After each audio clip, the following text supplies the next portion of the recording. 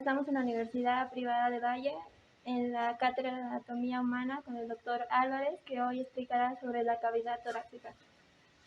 El tórax está constituido por órganos o huesos que se articulan entre sí y forman toda esta cavidad torácica, ¿no?, en forma de un cono, de base inferior y de vértice superior. La base, como ustedes están viendo, está formado por el reborde costal y por delante el apéndice o apófisis sifoides. Está cerrada a este nivel por un músculo importante que es el diafragma. Y el vértice, que está limitado por la primera costilla, la escotadura external o yugular, si ustedes quieren, por detrás la primera vértebra dorsal.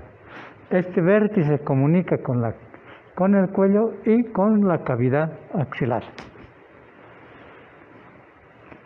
Así formado el tórax, tiene, como hemos dicho, la forma entonces de un cilindro, de un cono, que puede tomar diferentes características. Puede ser aplanado, puede ser ensanchado, en forma de quilla, en sentido antero-posterior, hundido, etcétera, etcétera. Tiene la característica de que estos huesos articulados cubren o protegen las estructuras tan importantes como el corazón, el pericardio, el pulmón o los pulmones, pleuras, los grandes vasos, nervios, parte del esófago, etcétera, etcétera, órganos que serán vistos y estudiados en su debida oportunidad. Está limitada esta cavidad torácica por delante por este hueso, el esternón, por delante y en la parte media, por detrás y en la parte media por la columna vertebral, específicamente la porción dorsal de la columna vertebral. Anterior, lateral y posteriormente está con las costillas, está formado por las costillas. De acuerdo a las invariables anatómicas, vamos a estudiar cada una de estas estructuras. Estudiaremos primero el esternón. Por las invariables decimos que es un hueso plano alargado, cuya posición anatómica es decir, cómo se debe estudiar, es el mango hacia arriba, por debajo el cuerpo y en la parte inferior el apéndice sifoides. ¿Dónde está ubicado? Ustedes desde el punto de vista lógico, desde el punto de vista práctico, deductivo, dicen, está ubicado por delante de las costillas y dentro de las costillas, ¿no es cierto?, en la parte anterolateral de las costillas. ¿Qué se estudian en este hueso? ¿Qué se estudia? Una porción superior o mango o maniubro, una porción inmediatamente inferior, que es el cuerpo, y la parte más caudal, el apéndice sifoides. Ha sido comparado por los antiguos anatomistas como un puñal o una espada de gladiador. En la parte superior, o sea, en el mango, aquí podemos ver el mango del esternón, que más o menos que tiene la forma, entonces, cuadrilátera. Vemos que tiene un borde superior, borde inferior y bordes laterales. Vemos en la parte media y superior una escotadura, aquí, que está la escotadura yugular, ¿no? Inmediatamente por fuera de esa escotadura encontramos una superficie articular que sirve para la clavícula. Y por debajo de esa superficie encontramos otra superficie articular que corresponde a la primera costilla. De tal forma que ustedes están viendo aquí, forma la articulación externo-costo-clavicular, que es una articulación en silla de montar, ocelar, o encaje recíproco. Inmediatamente por debajo del maniubrio del esternón encontramos el cuerpo. Entre el maniubrio o mango, si ustedes quieren. Y el cuerpo encontramos este relieve, ¿no?, que es el ángulo external, que nos sirve desde el punto de vista clínico, desde el punto de vista funcional, entonces, para ir al encuentro del segundo cartílago costal, del segundo espacio intercostal. Esto nos servirá para el conteo de estos. Entonces aquí tenemos el segundo, tercero, cuarto, quinto. En la parte medio clavicular vamos a sentir el choque de la punta del corazón con el fonendoscopio. Entonces esa es la parte aplicativa. Luego, en el cuerpo del esternón, ahí está, vemos el cuerpo del esternón, aquí. En el cuerpo del esternón, pásame. El cuerpo del esternón, entonces, vamos a ver unas crestas esternebras o esternales, si ustedes quieren, que son la fusión de las piezas embrionarias. Lateralmente al cuerpo del esternón encontramos unas superficies articulares que corresponden a las costillas, o más propiamente a los cartílagos costales. Aquí están viendo ustedes, ¿no? Por debajo de eso encontramos el apéndice sifoides. Este apéndice sifoides que tiene muchas formas, que pueden ser de acuerdo a cada persona. Entonces pueden ser pronunciadas, hundidas, lateralizadas, únicas, bífidas, etc. Aquí tenemos perforado, ¿cierto? Ya. Presenta una tabla externa, una tabla interna, el esternón. Punzando la tabla externa se puede realizar los exámenes para sacar la médula roja, y también con un trocar se puede hacer la trasplante de médula ósea. Ahora bien, inmediatamente por detrás y en la parte media encontramos la columna vertebral. Lateral a la columna vertebral y lateral también a el esternón encontramos estos elementos óseos, que son las costillas. Son 12 pares de costillas. Entonces, tenemos aquí 1, 2, 3, 4, 5, 6, 7, 8, 9, 10, 11 y 12 pares de costillas. Entonces, de las cuales, de las 12 pares de costillas, las 6 o 7 primeras se llaman costillas veras o verdaderas, porque se articulan con el esternón individualmente, cada uno por su cartílago costal. Mientras que las 7, 8, 9, 10, aquí, por un cartílago costal común, aquí está. Este es el cartílago costal. Cartílago costal, que forma, ya hemos dicho, el reborde costal. Inmediatamente por debajo y detrás, las flotantes, que se caracterizan porque no tienen articulación con el esternón, no tienen cartílago costal. En una costilla tipo, ¿qué cosas estudiamos? Vamos a estudiar, gracias, muy bien, señorita, en una costilla tipo, es decir, hablamos de elementos tipos, vértebra tipo, costilla tipo, etc., cuyas características no varían, tienen las mismas características. En una costilla tipo, aquí tenemos. Vamos a ver que está constituido por el cuerpo, con su ángulo, la tuberosidad, el cuello y el cuerpo. No, la cabeza diré, la cabeza. La cabeza se caracteriza porque tiene una superficie articular superior e inferior, que corresponde al cuerpo vertebral correspondiente, ¿no? Superior e inferior.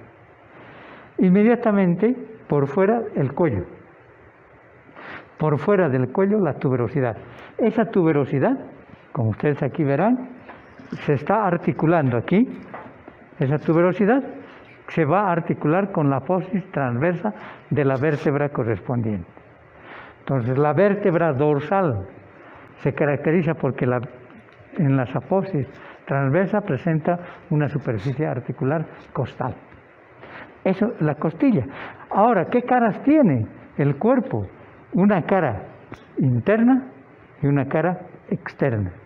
un borde superior romo, obtuso, y un borde inferior afilado. En la cara interna, cerca del borde inferior afilado, se encuentra este canal.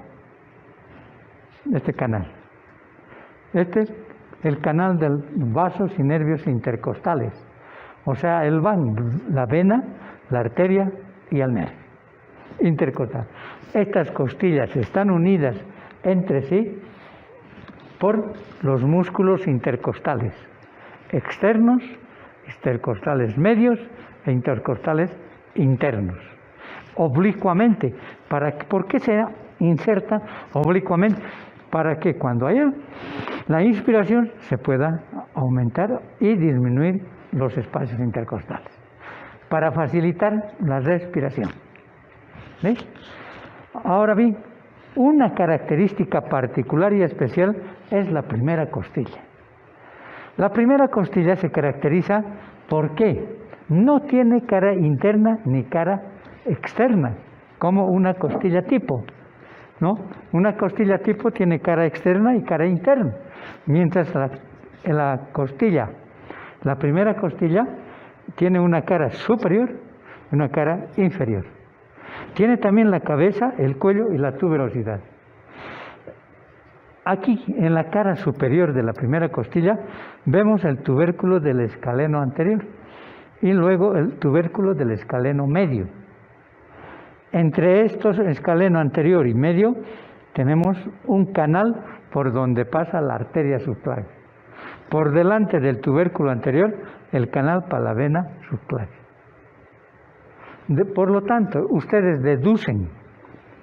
Entonces, desde el punto de vista deductivo, práctico, dicen que la vena y la arteria están separados por el escaleno anterior. ¿Listo? Eso es la primera costilla. O sea, las características costales. Hemos dicho que por detrás vemos la columna vertebral, especialmente en el tórax las vértebras dorsales. En la columna vertebral encontramos una porción cervical, una porción dorsal, o vértebras dorsales si ustedes quieren, vértebras lumbares o porción lumbar, sacrocoxígeo. En conjunto estos elementos, estos órganos, estas vértebras, dibujan curvaturas. Miren, una curvatura superior o cervical, una curvatura dorsal, una curvatura lumbar y sacrocoxígeo.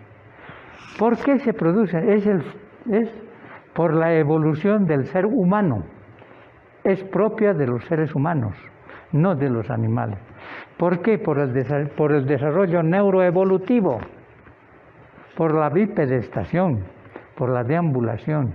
¿Qué es lo que sucede?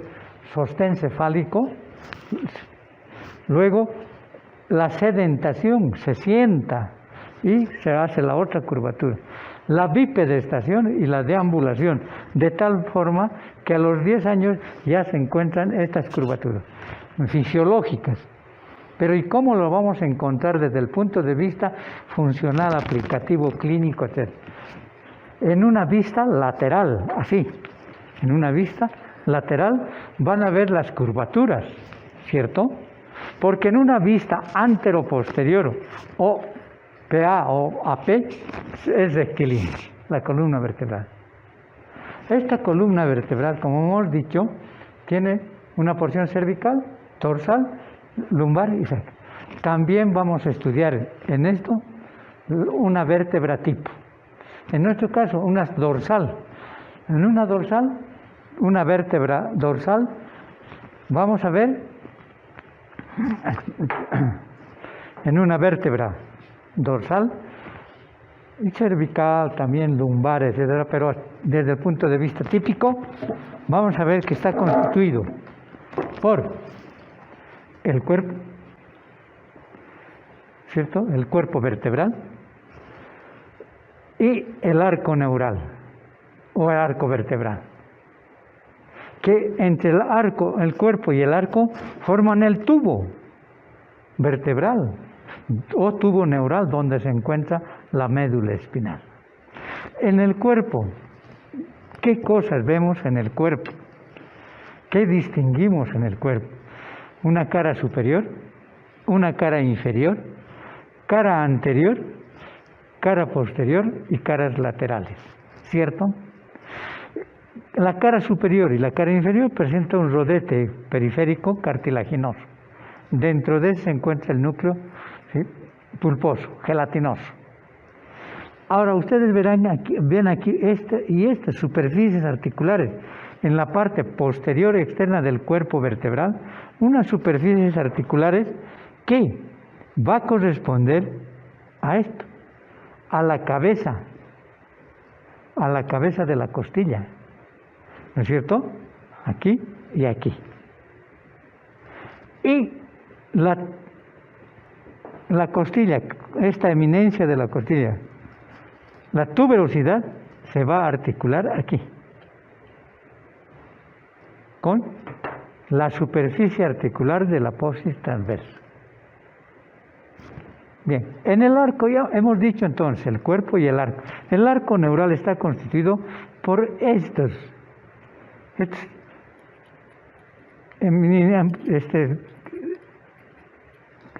que son los pedículos, ¿no es cierto? Que están naciendo estas eminencias óseas, nacen de la cara postero-externa del cuerpo vertebral, se dirigen hacia atrás y se reúnen con la lámina.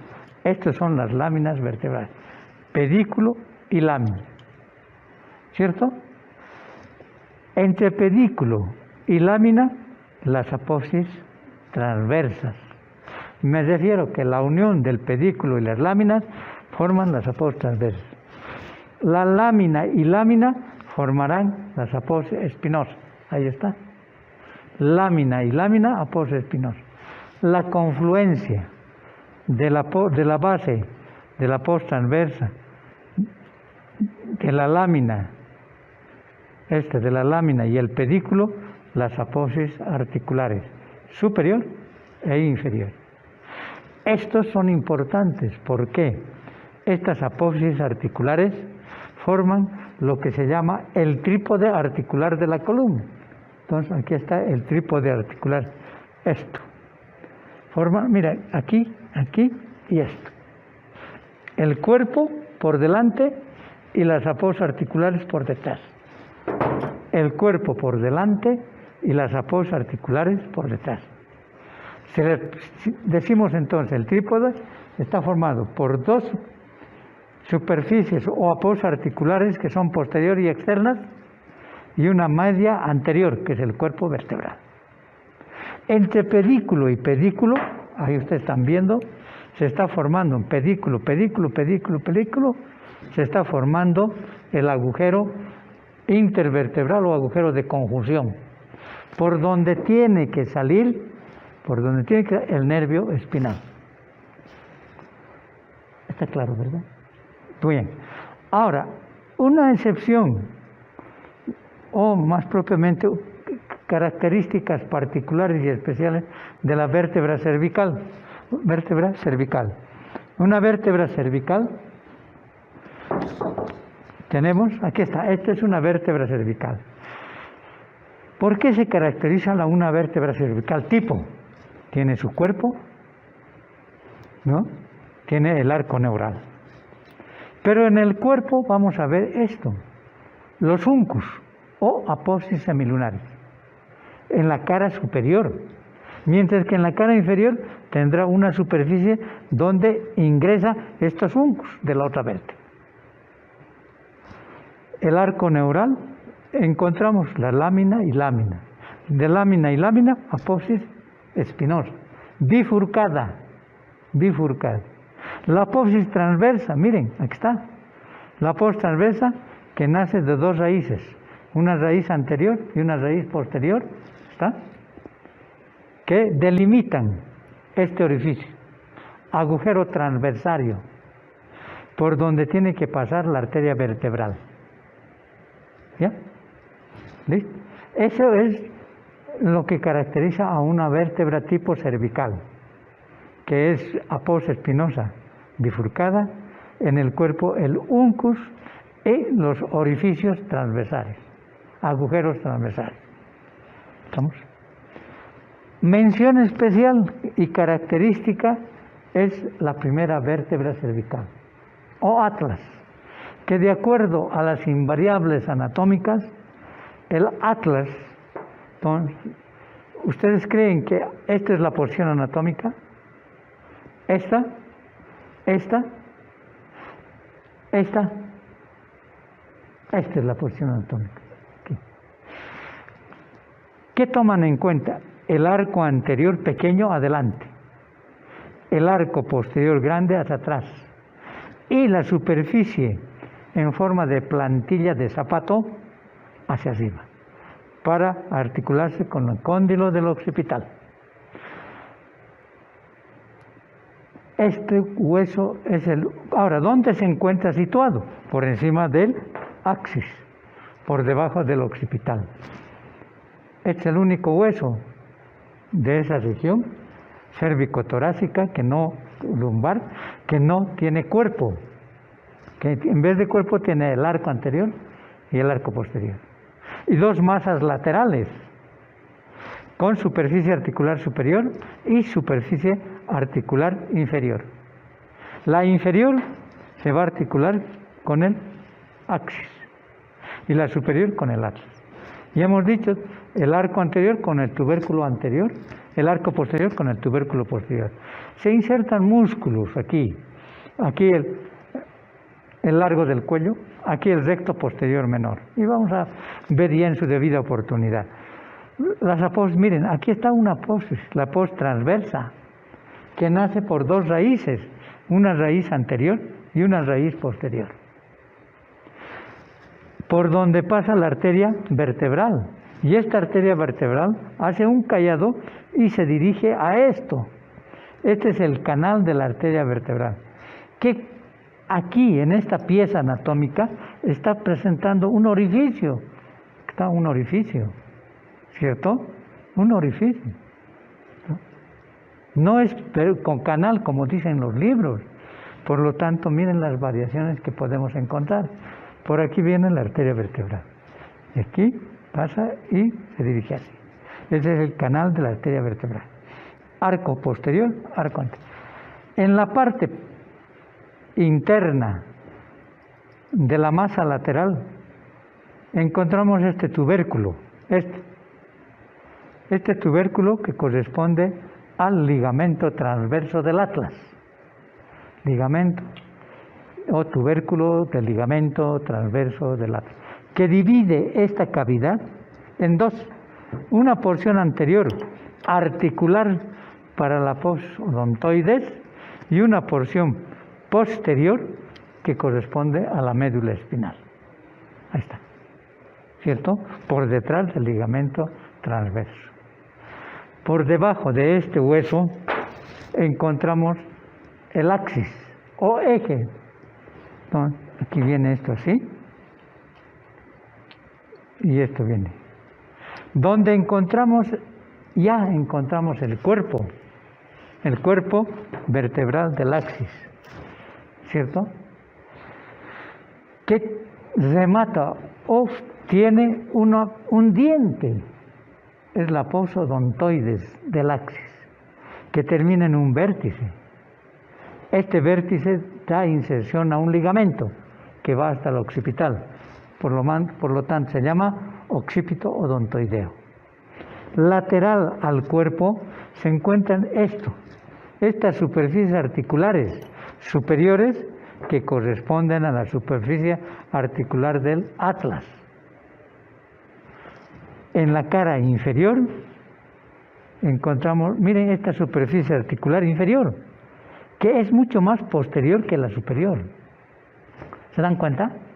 Las superficies articulares inferiores del axis están por detrás de la superior, obviamente por debajo, ¿no? Que corresponde a la tercera vértebra cervical.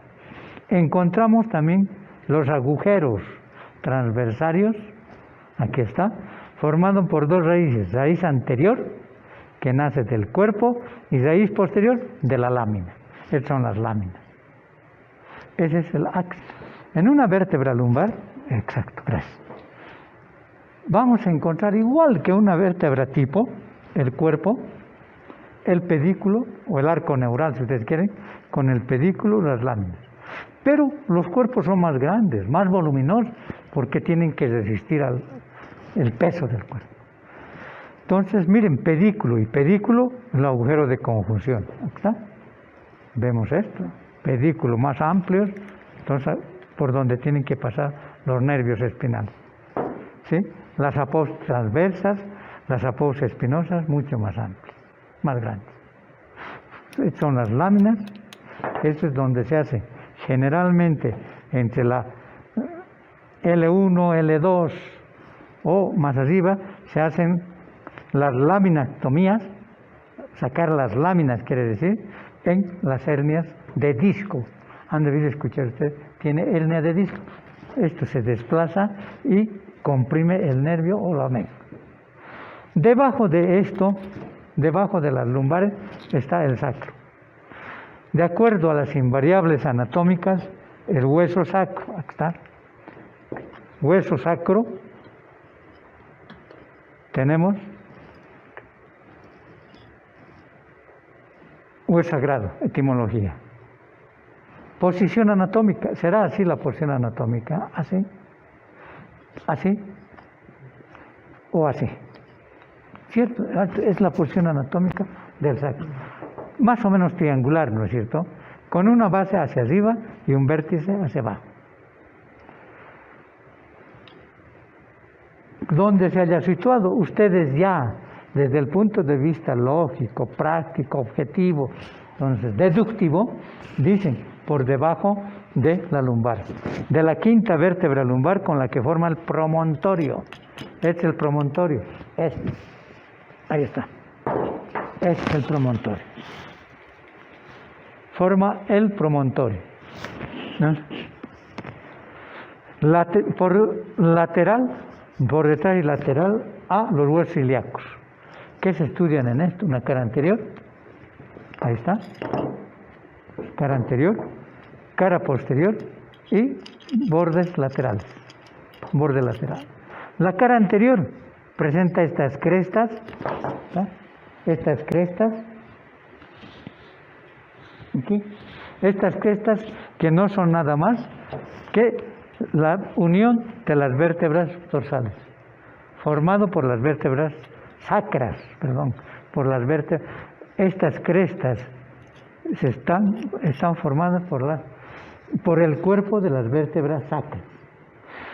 Por fuera de esto se encuentran estos agujeros sacros anteriores, por donde tiene que salir el nervio sacro, los nervios espinales sacros, para formar aquí plexo sacro, plexo pudendo, etc.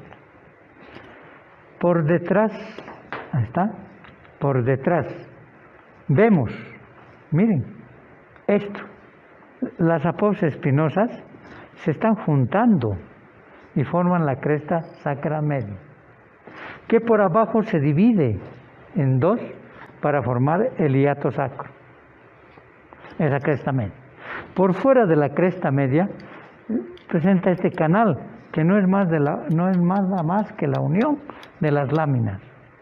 Las láminas, esta es la lámina, y forman el canal sacrolateral. Por fuera del canal sacrolateral, estos tubérculos. Estos tubérculos.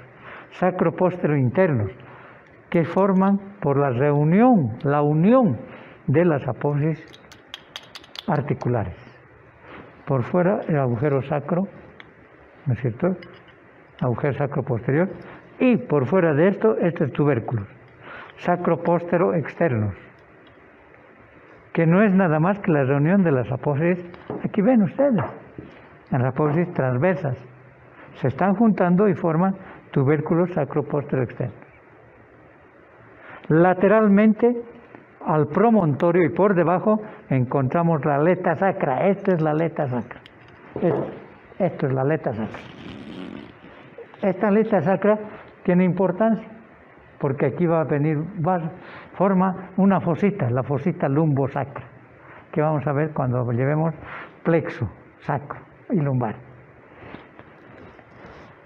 Lateral y por debajo de la aleta sacra encontramos esta superficie auricular, que sirve, o articular, auricular, como pabellón auricular, que sirve para articularse con el hueso coxal o ilíaco. Debajo tenemos una superficie rugosa donde se insertan los ligamentos sacrotuberosos, sacroespinosos de la articulación sacroiliaca. Eso veremos con calma cuando estudiemos pelvis. Debajo del vértice encontramos el hueso coxis, formado por 4 vértebras coxígeas, unido por sus astas al sacro. Eso es lo que se estudia en la columna vertebral y particularmente, como hemos dicho,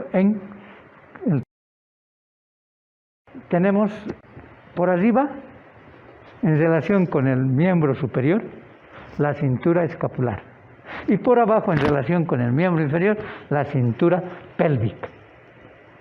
¿No? Aquí es la cintura escapular, formado por este hueso, la clavícula y la escápula, u omóplato, o hueso plano, y la clavícula, hueso clave, que lo vamos a ver mejor, con más detalle, en miembro superior, cuando así se lo requiera. Les agradezco su gentil atención. Muchas gracias.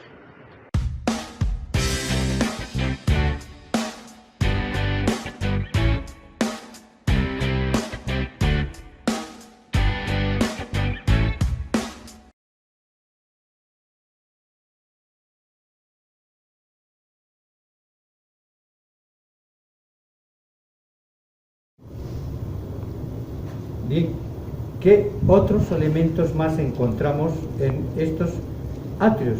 En el atrio derecho, la desembocadura de esta vena importantísima, que es la vena del seno coronario, la gran vena del seno.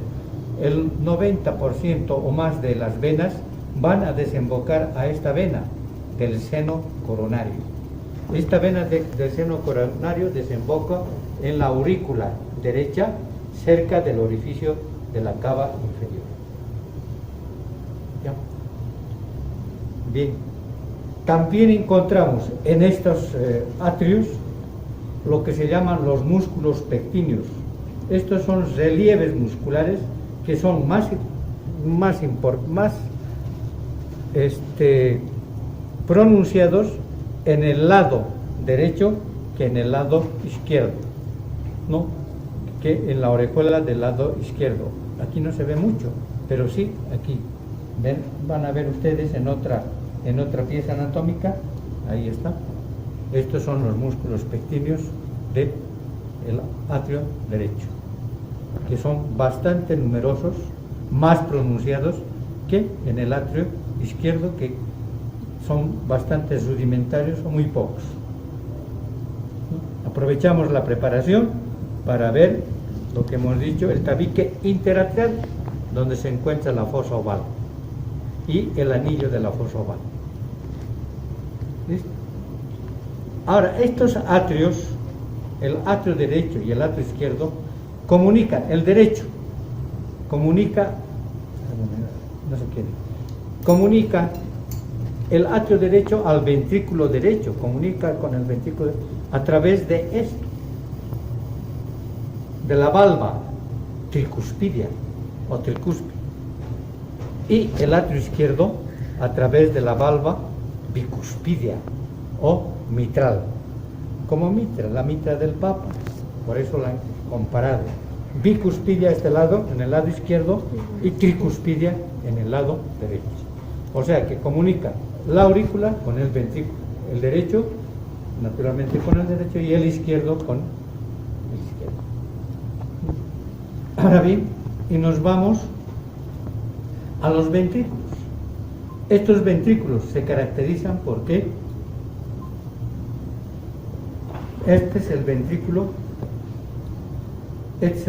izquierdo y este es el ventrículo derecho. Este ventrículo derecho tiene casi las mismas caras que el ventrículo, que el corazón. O sea, una cara anterior o esternocostal, que es esta, una cara inferior o diafragmática, que es esta, y una cara septal o interventricular, que separa del ventrículo izquierdo. Por lo tanto, decimos que el ventrículo derecho forma la mayor parte, la cara anterior del ventrículo derecho forma la mayor parte de la cara anterior del corazón. ¿Bien? El ventrículo izquierdo tiene dos caras, una cara pulmonar o lateral izquierda y una cara septal o interventricular. ¿Cierto? Ya. El ventrículo derecho, la cara anterior del ventrículo derecho parece prolongarse como queriendo abrazar a la arteria pulmonar. A esto se llama cono arterial. Cono arterial. Esto es el cono arterial.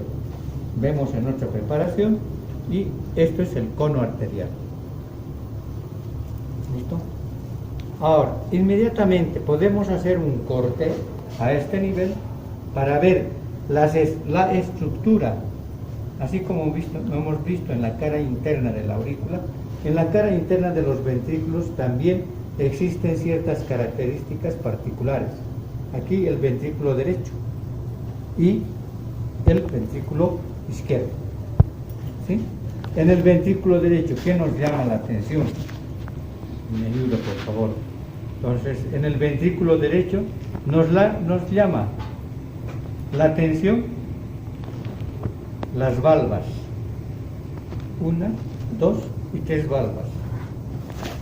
¿No? Por eso se llama tricuspide. Nos llaman a la atención los pilares y las cuerdas. ¿Sí? Existen músculos carnosos que se dividen en puentes, en pilares y crestas. Los puentes son aquellos que se dirigen de una pared a otra. La más importante en el ventrículo derecho es esta. Es la cinta o cintilla arciforme o banda moderadora, ¿no? O cintilla arqueada, ¿no? O banda moderadora, que tiene mucha importancia en el sistema de conducción del corazón. Ese es uno de los puentes más importantes. Luego tenemos pilares. En los pilares encontramos una base y las cuerdas tendinosas. Aquí está, miren, este pilar.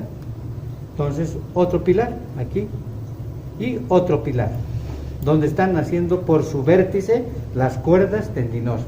Estas cuerdas tendinosas van unas al borde libre de la valva, otras a la pared parietal y otras aquí, a borde adherente de la valva. Las que van al borde libre, aquí vemos, las que van al borde libre sirven para impedir su eversión de la valva, que no se vierta. Mientras que las que se insertan en la cara parietal o la pared sirven para fijar a la valva. A esto se denomina el aparato valvular. Todo esto es el aparato valvular. Este aparato valvular está constituido por el anillo fibroso, por las valvas, las cuerdas tendinosas y los pilares. Ese es el anillo.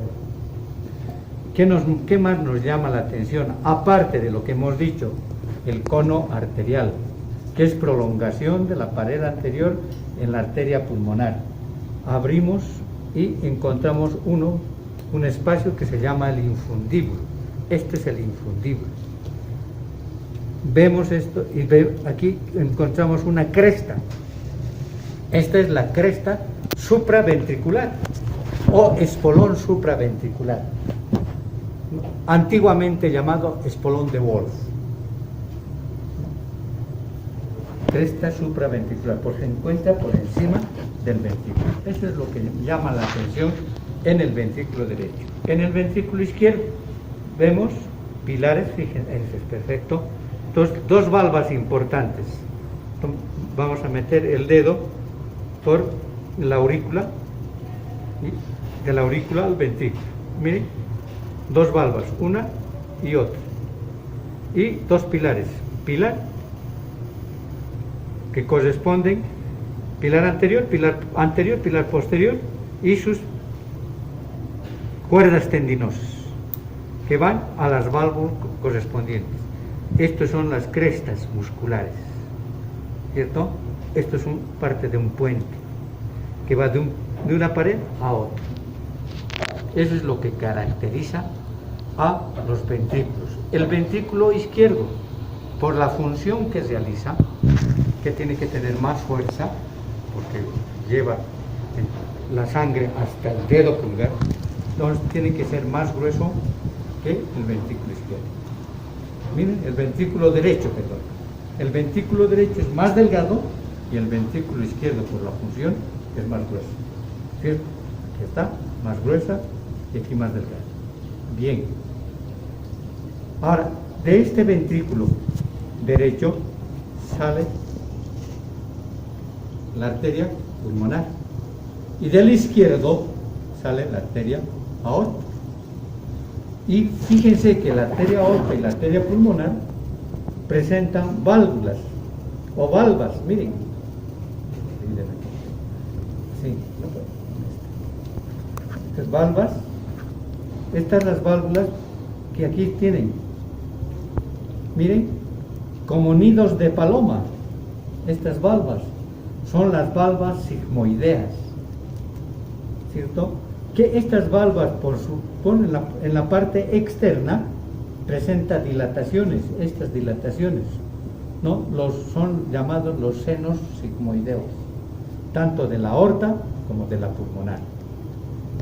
Estas valvas sigmoideas de la pulmonar y de la aorta presentan en su parte central un nódulo, miren, un nódulo, y la parte lateral se llama lúnula y nódulo.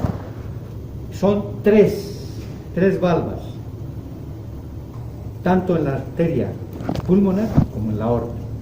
La arteria pulmonar tiene, miren, 1, 2, 3 valvas, 1, 2, 3, dos posteriores y una anterior. Ahí está, una anterior, 1, 2 posteriores, ¿cierto? Ahora, la aorta.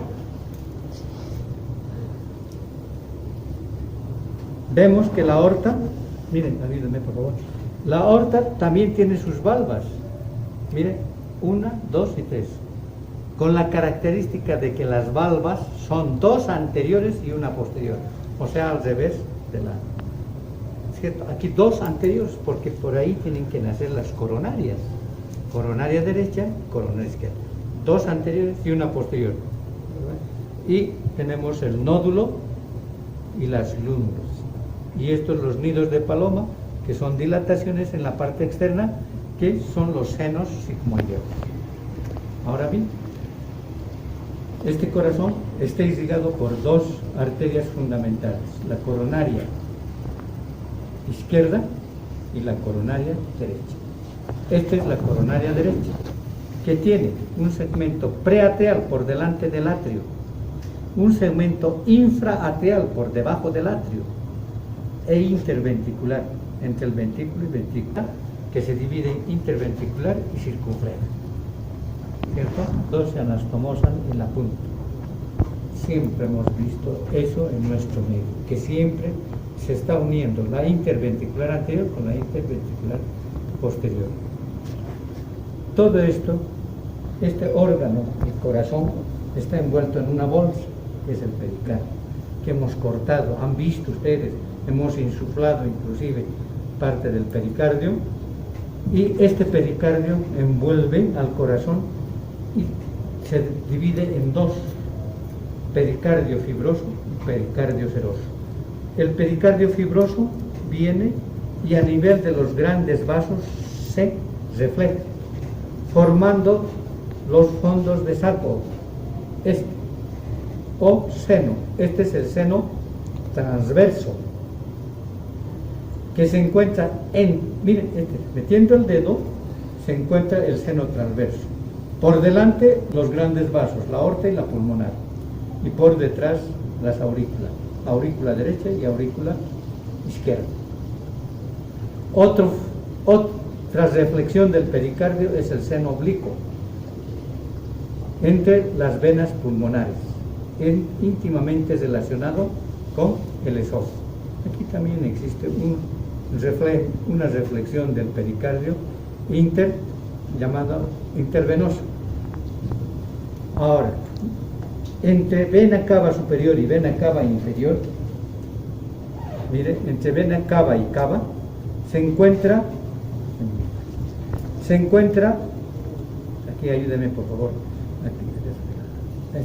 se encuentra un surco entre la vena cava superior y la vena cava inferior, se encuentra el surco terminal.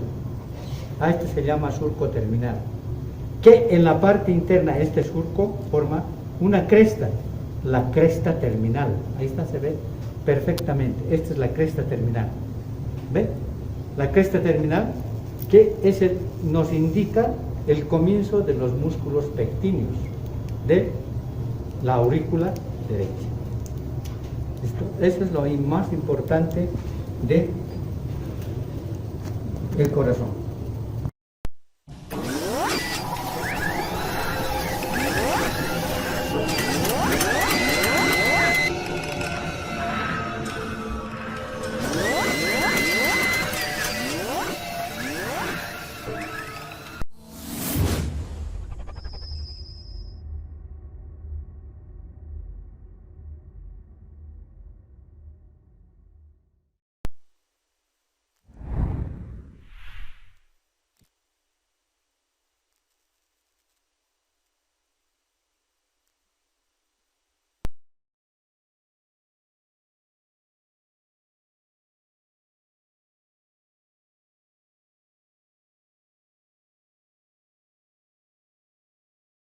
Álvarez nos explicará de acuerdo al método Diexel los pulmones.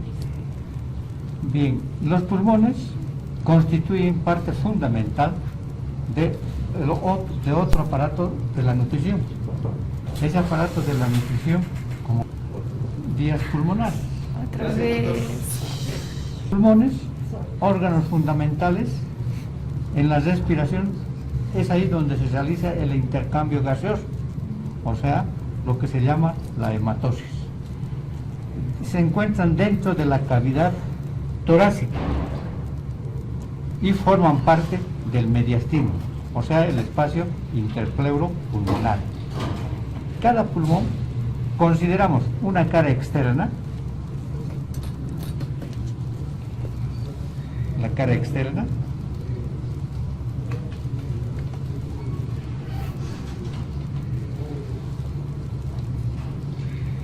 una cara interna o mediastínica,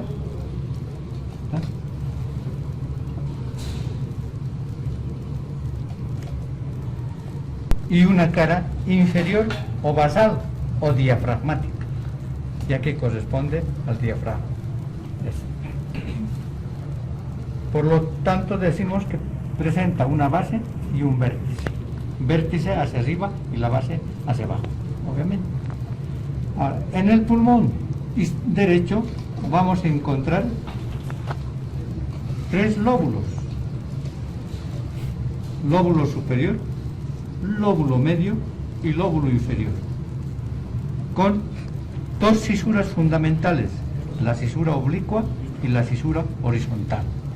Mientras que en el pulmón izquierdo vamos a encontrar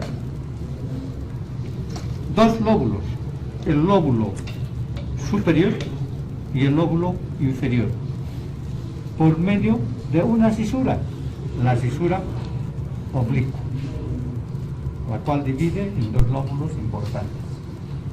Ahora bien, el lóbulo superior, que es este, se divide en 2 porciones, una porción apical y otra porción inferior o lingular, que algunos autores a esta porción lingular lo llaman o lo asemejan al lóbulo medio del pulmón derecho. Bien. Ahora, En la cara interna o mediastínica encontramos una fosa, la fosa cardíaca o cardial, que es más acentuada en el pulmón izquierdo que en el derecho. Entonces, hemos dicho que el corazón se encuentra en el mediastino. Esto es el mediastino. Sacamos el corazón y vemos la cara interna o mediastínica del pulmón. Ahora bien, las vías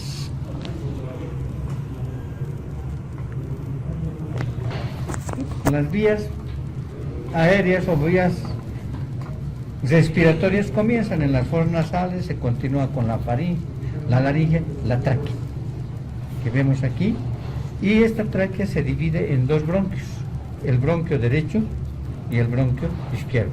Más o menos a nivel de la quinta o sexta vértebra dorsal se dividen en estos dos bronquios, bronquio derecho y bronquio izquierdo. El bronquio derecho tiene la característica de ser más corto, más grueso, ¿sí?, y más vertical, mientras que el bronquio izquierdo es más largo, más delgado y más oblicuo. Estos bronquios, al dividirse, forman una eminencia que se ve por la cara interna de la tráquea, que es lo que se llama la carina.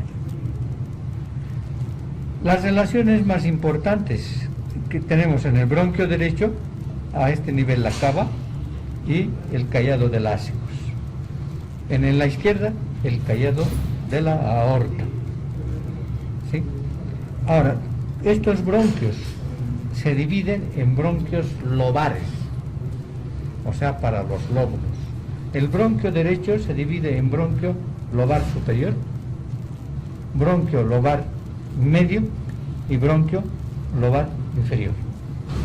Entre el bronquio lobar superior y el medio existe un bronquio cepa, o sea, un bronquio que mantiene su identidad, que es el llamado el bronquio intermedio o intermediario, que tiene importancia porque por ahí, por delante de eso, tiene que pasar esta arteria, la arteria pulmonar derecha, ¿no? Porque la arteria pulmonar izquierda pasa por encima, o sea, por encima del bronquio izquierdo. El bronquio principal izquierdo, en el pulmón de ese mismo lado del pulmón izquierdo, se divide en dos bronquios lobares, lobar superior y lobar inferior, porque tenemos dos lóbulos, lobar superior y lobar inferior. Aquí está lobar superior, lobar inferior. Vamos al derecho. El bronquio lobar, con una pinza, el bronquio lobar superior, en el lado derecho, se va a dividir en bronquio segmentario, ventral, apical y dorsal. Este es el, si ponemos esto así, este es el ventral, el apical y el dorsal. Son bronquios, los tres bronquios de el lobar superior. El lobar medio, interno y externo, o sea, medial y lateral. El bronquio lobar inferior, este es el bronquio lobar inferior, se divide en 5 bronquios segmentarios o broncopulmonares. Uno es el apical del lóbulo inferior, el ventral, el anterior, el lateral y el término basal. Todos son basales. Por debajo del apical, todos son bronquios basales, segmentarios basales. En el bronquio izquierdo,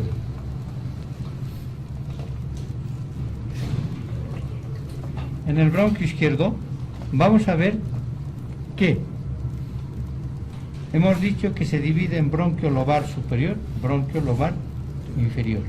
Este bronquio lobar superior se divide a su vez en dos bronquios, bronquio apical y bronquio lingular. O sea, la porción superior y para la parte inferior, apical y el lingular. Este apical, este bronquio apical, con la pinza, este bronquio apical se divide en ápico posterior y ventral. Ápico posterior y ventral. El bronquio lingular, lingular superior, lingular inferior, para la lengua. Y el bronquio lobar inferior, igual que en el lado derecho, en 5 bronquios. El superior o apical, aquí está, el interno basal, el externo basal, el ventro y el dorso basal. Todos son basales, por debajo del apical. Eso es la segmentación broncopulmonar. Ahora, las arterias. Tenemos la arteria pulmonar derecha y la arteria pulmonar izquierda, que nacen naturalmente de la arteria pulmonar, que viene del ventrículo derecho. La arteria pulmonar derecha pasa por delante del bronquio intermedio, mientras la izquierda pasa por encima de este bronquio principal, izquierdo. Y luego se divide en las mismas ramas que los bronquios. Las venas son la pulmonar superior derecha, la pulmonar inferior derecha, la pulmonar izquierda superior y la pulmonar izquierda inferior. Ahí está. Son las 4 venas pulmonares. Cada una de estas venas tiene raíces, raíz superior y su raíz inferior. Aquí igualmente raíz superior, raíz inferior. Raíz superior, raíz inferior, igualmente aquí superior e inferior. O sea, que drenan la sangre o recogen la sangre de el segmento correspondiente. La raíz superior en el lado derecho recoge de el lóbulo superior de todo esto. Y la raíz inferior del lóbulo medio. Ahí ustedes están viendo, del lóbulo medio.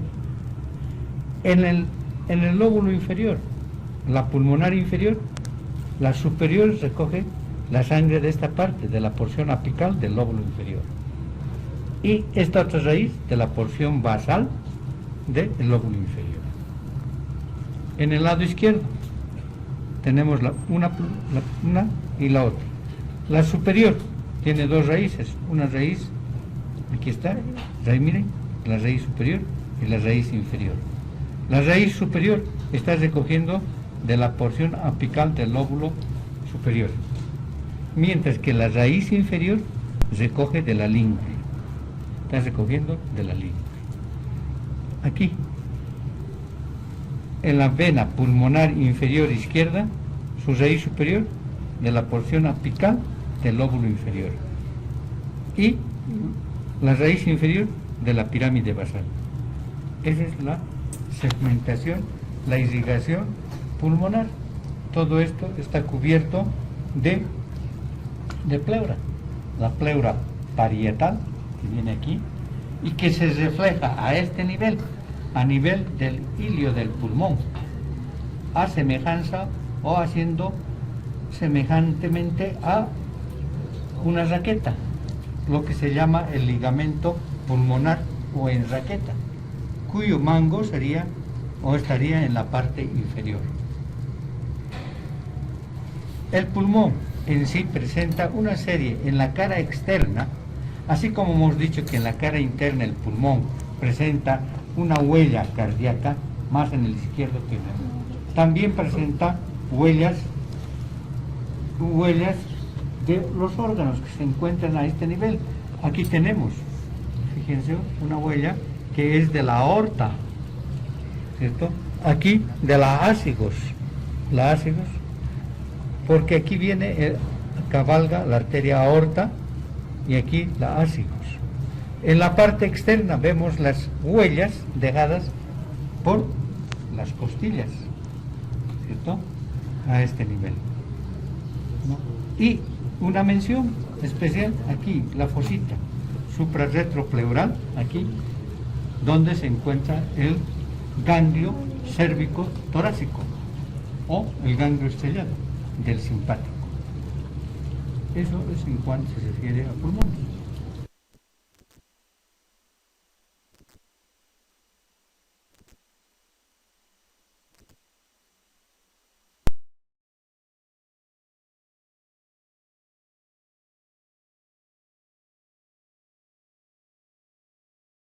Dos porciones importantes.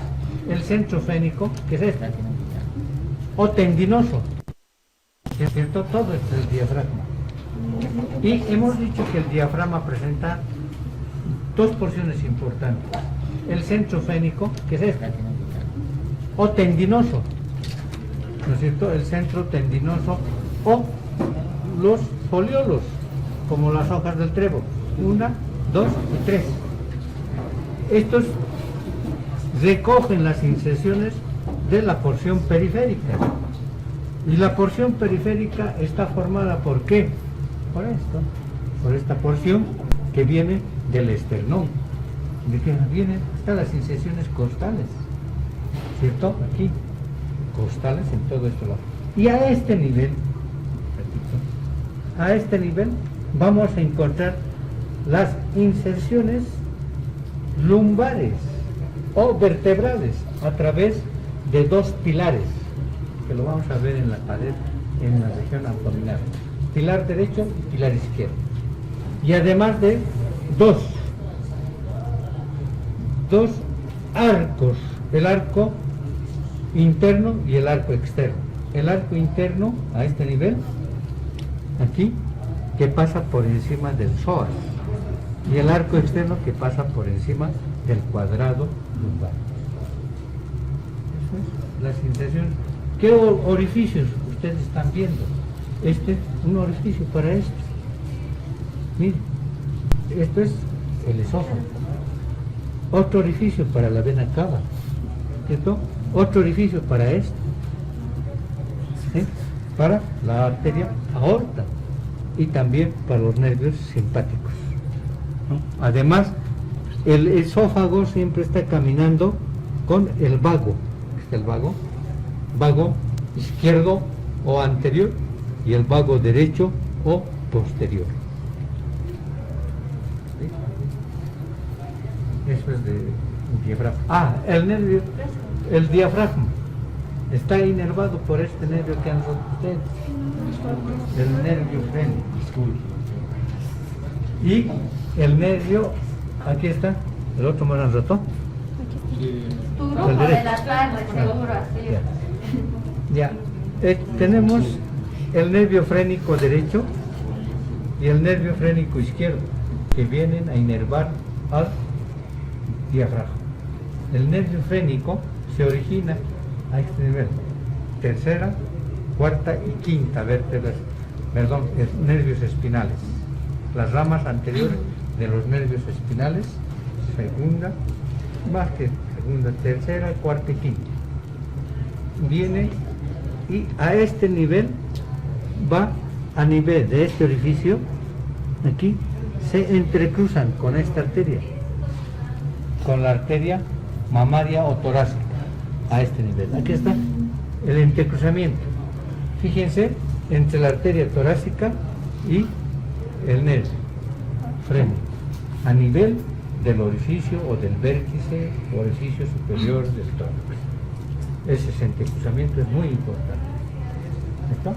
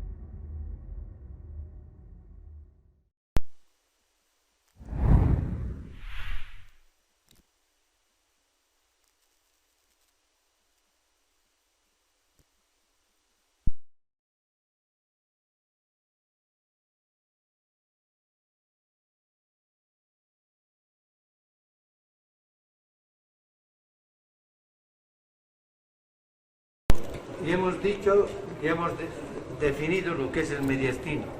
Es el espacio interpleuropulmonar. Ese mediastino está limitado ventralmente por el peto externo costal por delante, el esternón, quiero decir, los cartílagos costales, y por detrás por la columna vertebral. Ahí está, la columna vertebral. Sacando el corazón, vamos a ver la columna vertebral. Este es el mediastino posterior. El mediastino se divide en un mediastino, primero, superior y un mediastino inferior. El mediastino superior es imaginario, por una línea imaginaria que pasa por la emergencia de los grandes vasos. Quiero decir, la arteria pulmonar, la aorta, la pulmonar, la cava. De tal manera que en el mediastino superior vamos a encontrar de adelante hacia atrás, primero, esta vena importantísima que es el tronco venoso brachiocefálico izquierdo. Este tronco venoso brachiocefálico izquierdo está constituido por la confluencia de la yugular, ¿está?, y la subclavia. Por eso también se llama tronco venoso yúgulo subclavio. Este tronco venoso brachiocefálico izquierdo se une al tronco brachiocefálico derecho. Grande. Entonces, y los dos troncos brachiocefálicos, el izquierdo y el derecho, entonces forman la vena cava. Esta es la vena cava superior, que va a desembocar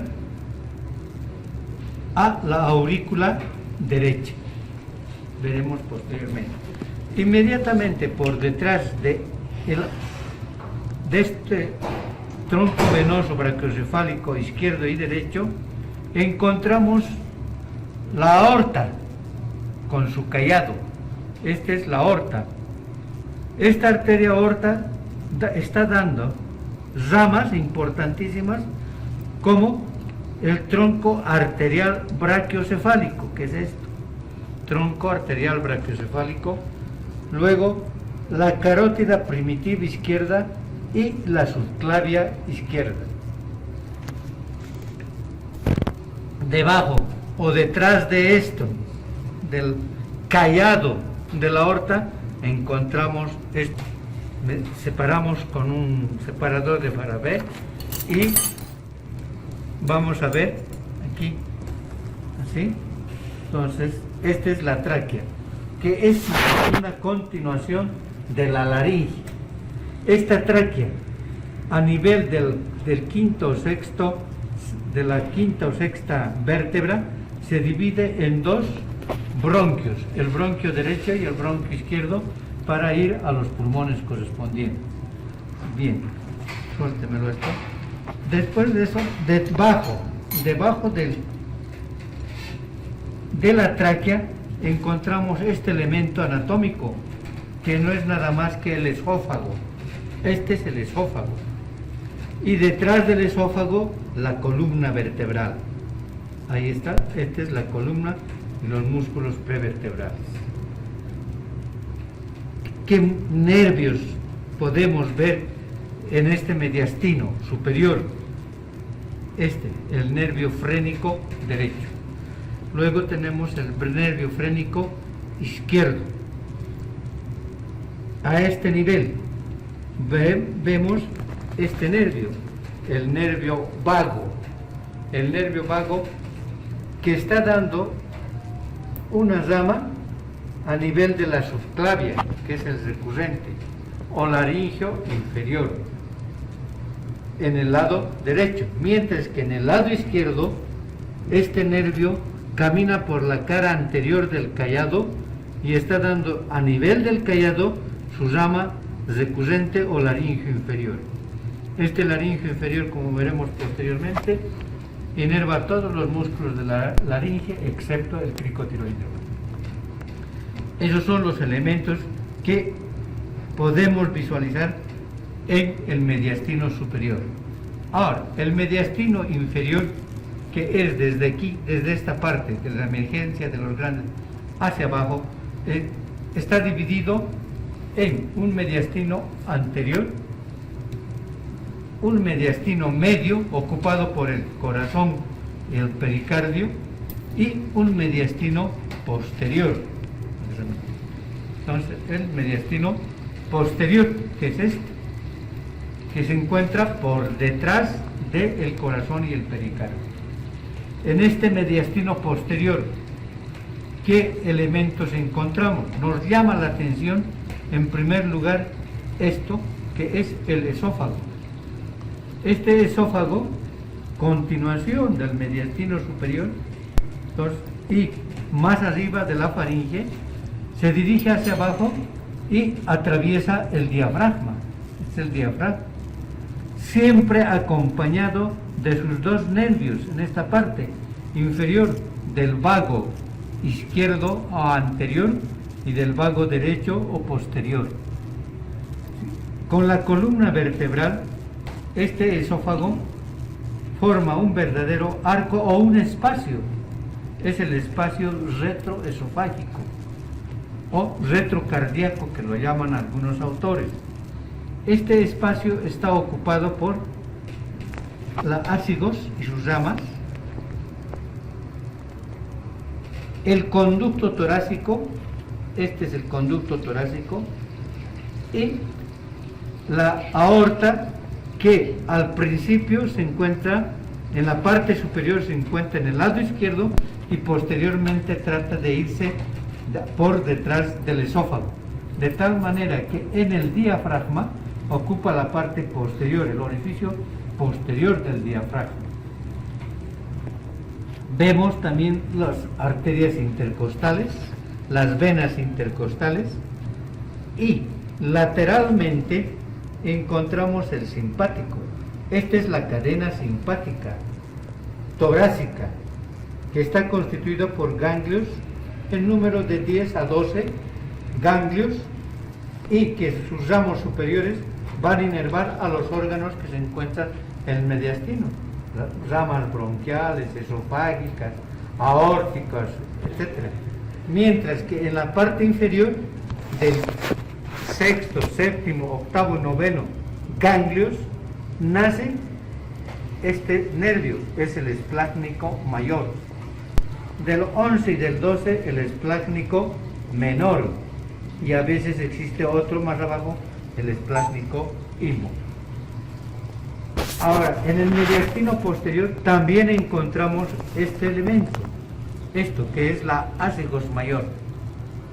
Ácigos quiere decir sin par. Esta es la ácigos mayor, que tiene sus dos raíces por abajo, raíz, uno es en la cava y otro es en las venas lumbar ascendente, y se dirige hacia arriba y va a desembocar a la vena cava superior. Desemboca en la vena cava superior, ¿cierto? Haciendo un callado al bronquio derecho, porque el bronquio izquierdo está ocupado por el callado de la aorta. ¿Sí?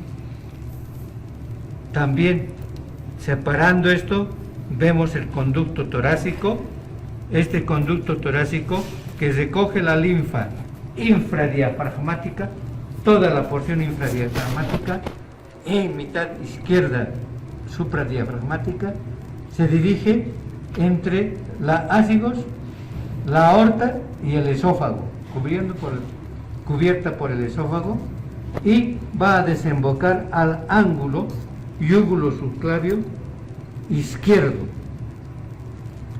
Esos son los elementos que encontramos en el mediastino posterior.